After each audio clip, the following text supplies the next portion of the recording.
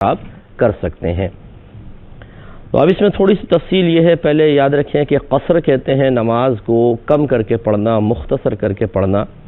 اور یہ قصر اگر ہوتی ہے تو صرف 4 رکعتی فرض نمازوں میں ہوتا ہے، جیسے ظہر کی 4 ہیں، عصر کی 4 ہیں، مغرب کی 4 فرائض، انہیں ہم 2 کر کے پڑھیں گے، اسی کا نام قصر ہے۔ باقی تمام سنن، تمام نوافل اور وتر جو واجب ہیں وہ سب کے سب پورے جائیں گے، ان میں کوئی کمی نہیں کی جائے گی۔ ہاں یہ ضرور ہے کہ حالت سفر میں اگر آپ ہیں اور آپ یہ دیکھتے ہیں کہ وقت کم ہے اور مطلب حالات ایسے ہیں کہ آپ سنن یا نوافل نہیں پڑھ سکتے، تو دوران سفر آپ سنت مؤکدہ تک چھوڑ سکتے ہیں۔ غیر مؤکدہ تو گھر پہ بھی رہ کے آپ چھوڑ سکتے ہیں، لیکن وہاں پر حالت سفر میں سنت مؤکدہ کا ترک بھی شرعاً بالکل جائز ہے۔ تو لہٰذا اکثر جو حقیقتاً ہوتی ہے وہ صرف 4 رکعتی فرض میں ہے، لہٰذا جو 2 رکعتی فرض ہیں جیسے فجر، 3 رکعتی فرض ہیں جیسے مغرب، ان میں کوئی چینج نہیں ہوگا، ایسی سنن نوافل میں کوئی تبدیلی نہیں ہے۔ ایک بات تو یہ بنیادی اصول ہے۔ دوسری بات یہ ہے کہ قصر کب سے شروع ہوگا؟ کیا ہم اپنے گھر سے ارادہ کر لیں کہ ہم سفر پہ جا رہے ہیں تو قصر شروع ہو جائے گی، اجازت ہے، یا پھر ہم ایئرپورٹ پہ پہنچ جائیں، اسٹیشن پہ پہنچ جائیں تب ہمیں قصر کرنی ہوگی؟ تو اسی علماء کرام نے ارشاد فرمایا کہ نبی کریم صلی اللہ علیہ وسلم نے سفر کے بارے میں بیان فرمایا ہے، جیسے آیت میں بھی ہے کہ وَإِذَا ضَرَبْتُمْ فِي الْأَرْضِ، جب تم زمین میں سفر کرو۔ اس کا مطلب یہ ہے کہ اللہ تبارک و تعالی نے سفر کے ساتھ مقید فرمایا ہے کہ سفر کرو تو قصر ہوگا، سفر کے بغیر قصر کا کوئی تصور نہیں ہے۔ اب وہ کتنا سفر ہوگا؟ تو اس کی تفصیل یہ ہے کہ اگر آپ اپنے شہر کی حدود سے باہر نکل جائیں اور ارادہ یہ ہو کہ کم از کم 92 کلومیٹرز دور جائیں گے تو آپ مسافر بن گئے اور اب آپ یہ قصر کا فائدہ حاصل کر سکیں گے۔ تو 2 چیزوں کا جمع ہونا ضروری ہے، نمبر 1 شہر کی حدود سے باہر نکلنا، اور نمبر 2 کم از کم 92 کلومیٹرز دور جانے کا ارادہ۔ ان میں سے ایک بھی چیز موجود نہ ہو تو آپ شرعی لحاظ سے مسافر نہیں، اور جب شرعی لحاظ سے مسافر نہیں ہے تو آپ قصر بھی نہیں کر سکتے ہیں۔ مثال کے طور پہ آپ ابھی شہر کی حدود باہر نہیں نکلے، چاہے ارادہ آپ کا 500 کلومیٹر دور جانے کا ہو، آپ ابھی مسافر نہیں ہوں گے۔ تو مسافر کی ضد ہوتی ہے مقیم، تو آپ مقیم ہیں اور مقیم پوری نماز پڑھتا ہے، لہٰذا آپ کو پوری ہی نماز پڑھنی ہوگی۔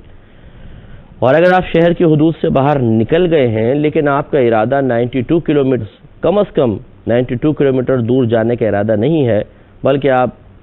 40 کلومیٹر جانا چاہتے ہیں، 50 کلومیٹر جانا چاہتے ہیں، تب بھی آپ مسافر نہیں ہوں گے، آپ مقیم ہی کہلائیں گے اور آپ کو پوری نماز پڑھنی ہوگی۔ اس کا مطلب یہ 2 چیزیں جمع ہوں گی تو انسان مسافر بنتا ہے، ایک شہر کی حدود سے باہر نکل جانا، دوسرا یہ کہ جب آپ باہر نکل رہے ہیں تو ارادہ یہ ہو کہ کم از کم 92 کلومیٹر دور جاؤں گا، تو پھر آپ مسافر ہوں گے۔ اور اب آپ فرض کو 4 فرضوں کو 2 کر کے پڑھیں گے، سنن نوافل میں جہاں 2 فرض ہیں یا 3 فرض ہیں ان میں کوئی قصر نہیں ہوتی، ان سب کو پورا پڑھیں گے۔ اب سوال یہ پیدا ہوتا ہے کہ کب تک آپ مسافر رہیں گے؟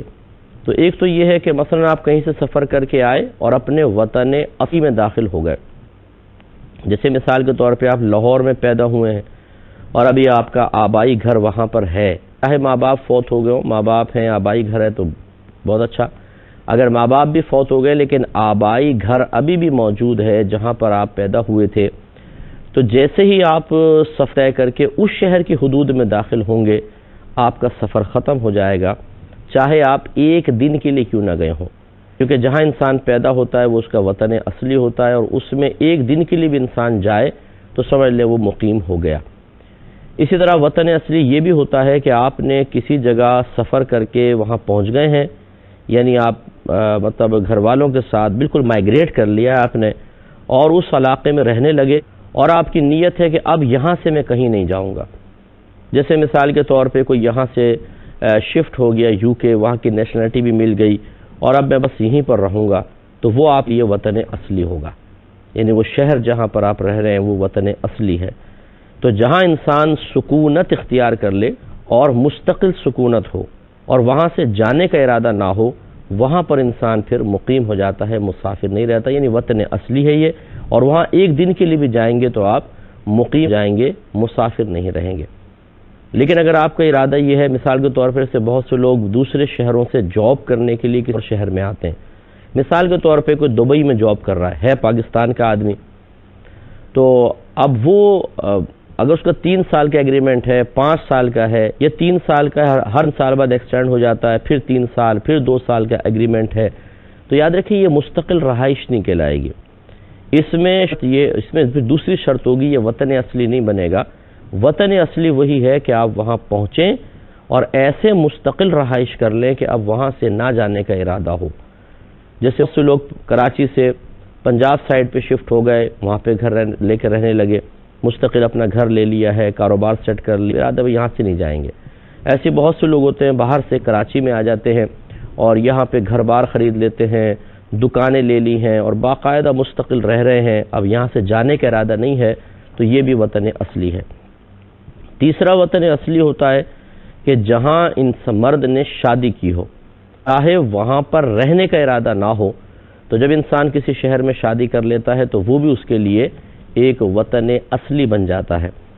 تو اب وطن اصلی کا حکم یہ ہوتا ہے جو آپ کا آبائی گھر ہے، جہاں پر آبائی گھر موجود ہو، اگر آپ اس کو بیچ کر بالکل مائیگریٹ کر چکے ہیں، والدین بھی فوت ہو گئے، آبائی گھر بھی ختم ہو گیا، اب یہ وطن اصلی نہیں رہے گا، یہ ذہن میں رکھیں۔ اس لیے میں نے قید لگائی کہ آبائی گھر موجود ہو۔ تو وطن اصلی پھر 3 ہو گئے، ایک جہاں آبائی گھر آپ کا تھا اور ابھی بھی موجود ہے، دوسرا جہاں کسی نئے سٹی میں آپ چلے گئے اور وہیں پر اب مستقل رہنے کا ارادہ ہے، وہاں سے جانے کا ارادہ نہیں ہے، مستقل سکونت اختیار کر لی ہو، اور تیسرا آپ کی جہاں شادی ہوئی ہو، لیکن یہ مرد کے لیے حکم بتا رہا ہوں، عورت کے لیے نہیں۔ مرد اگر وہاں پر جائے گا جہاں اس کی شادی ہوئی، جس کو سسرال کہہ لیں آپ، تو جیسے اس شہر میں داخل ہوگا وہ اس کے لیے وطن اصلی کہلائے گا۔ اور اب حکم یہ ہوتا ہے کہ آپ سفر کرتے ہوئے جیسے اپنے وطن اصلی میں داخل ہوئے، آپ کی مسافرت ختم ہو جائے گی اور آپ مقیم ہو جائیں گے۔ اب ایک ہوتا ہے وطن اصلی نہیں ہوتا بلکہ وطن اقامت ہوتا ہے۔ وطن اقامت کیا ہے کہ آپ سفر کر رہے ہیں تو دوران سفر جب تک آپ کسی شہر میں نہیں پہنچ جاتے آپ قصر کرتے چلے جائیں گے حتیٰ کہ آپ دوسرے شہر میں داخل ہو گئے۔ اب اگر دوسرے شہر میں آپ داخل ہو اور وہ آپ کا وطن اصلی نہ ہو تو اب وہاں یہ دیکھا جائے گا کہ اگر آپ کم از کم 15 دن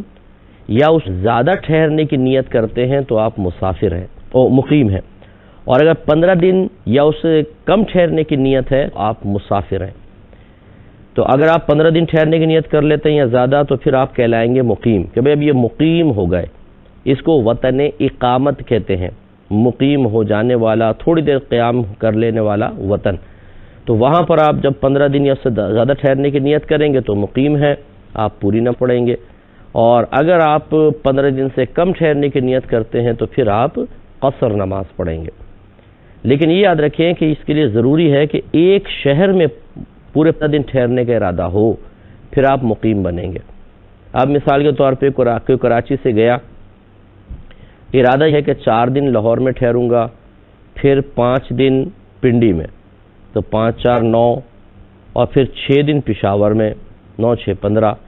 تو اب بھی 15 دن کا ارادہ تو ہے لیکن کسی ایک سٹی میں نہیں ہے،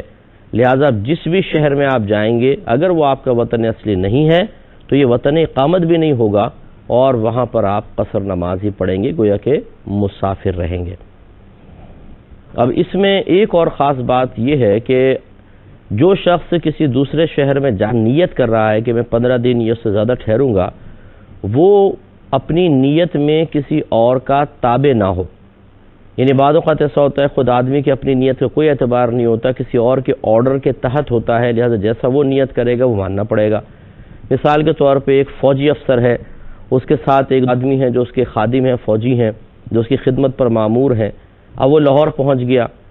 افسر نے نیت کی میں 6 دن ٹھہروں گا، اور یہ جو ماتحت نیت کر لیتے ہیں ہم 15 دن ٹھہریں گے، تو ان کی نیت کا کیا اعتبار؟ 6 دن بعد اگر وہ آرڈر کر دے گا کہ چلو تو ان کو چل پڑے گا۔ لہٰذا ایسا کوئی بھی شخص جو کسی اور کی نیت کے تابع ہوتا ہے وہ پھر خود نیت نہیں کر سکتا، جیسا جس کے حکم کا وہ تابع ہے جیسا وہ نیت کرے گا ویسا اس کے لیے۔ مثلا ابھی افسر اگر 15 دن یا زیادہ ٹھہرنے کی نیت کر لے تو وہ بھی مقیم اور نیچے یہ بھی مقیم، اور وہ کم دن ٹھہرنے کی نیت کرے تو یہ مسافر۔ اسی طرح اگر بیوی ہے وہ شوہر کے تابع ہوتی ہے، اکثر ایسا ہوتا ہے، تو آج کل کی بیویاں کچھ علیحدہ ہو سکتی ہیں، لیکن جو ویسے اللہ نے محکوم بنا ہے عورت کو، تو اگر شوہر نیت کر لے میں 15 دن یا زیادہ ٹھہروں گا تو مقیم، بیوی بھی مقیم کہلائے گی، مقیمہ کہلائے گی، پوری نماز پڑھے گی۔ اور اگر شوہر کم دنوں کی نیت کرے، چاہے عورت زیادہ دن کی نیت کر لے، مثال کے طور پہ شوہر مر گیا، 6 دن کی نیت کی، بیوی نے کبھی میں تو بڑی گھوموں گی پھروں گی، میں تو 20 دن کی نیت کرتی ہوں، تو اس کی 20 دن کی نیت کرنے کوئی فرق نہیں پڑے گا، کیونکہ وہ شوہر کی نیت کے تابع ہے۔ تو اگر وہ تابع ہے تو پھر اس کو مکمل طور پر اپنے شوہر کی نیت کی ہی مطابعت اختیار کرنی پڑے گی، لہٰذا وہ 6 دن کی نیت کرے گا تو اس کی بھی گویا کہ 6 ہی دن ہوں گے۔ تو یہ وطن اقامت کا ذرا ذہن میں رکھیں کہ آپ گھر سے باہر نکلے، شہر کی حدود سے باہر نکلے، 92 کلومیٹر دور جانے کے ارادہ آپ مسافر ہو گئے، دوران سفر آپ مسافر رہیں گے۔ اب آپ شہر میں داخل ہو گئے تو آپ کو دیکھنا ہوگا کہ وہ شہر وطن اصلی ہے یا وطن اقامت ہے یا کچھ بھی نہیں ہے۔ اگر وطن اصلی ہے یعنی آپ یہاں پیدا ہوئے تھے، گھر موجود ہے، یا آپ کی یہاں شادی ہوئی تھی، یا مستقل آپ نے سکونت اختیار کر لی اور یہیں سے آپ کہیں گئے تھے واپس آ رہے، تو آپ یہاں پہ جیسے داخل ہوں گے فوراً مقیم ہو جائیں گے۔